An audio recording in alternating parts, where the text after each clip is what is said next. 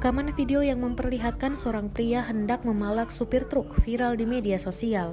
Dalam video tersebut, korbannya yang terlihat mengenakan kaos abu-abu melakukan perlawanan, bahkan membentak pelaku dengan nada tinggi dan mendorongnya hingga membuat sepeda motor pelaku terjatuh. Peristiwa tersebut belakangan diketahui terjadi di Jalan Lintas Sumatera atau Jalinsum, persisnya di depan SPBU Terbanggi Besar pada Kamis 29 Juli 2021 malam lalu.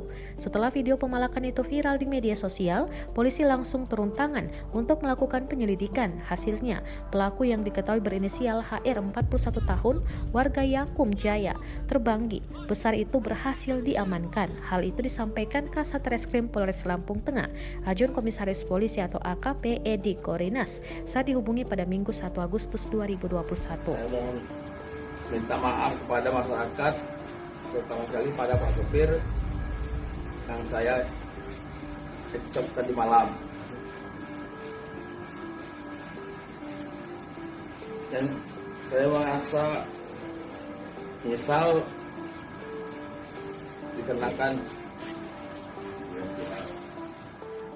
Dari pemeriksaan yang dilakukan itu, pelaku mengakui perbuatannya. Adapun modus pelaku berpura-pura tersenggol truk korban.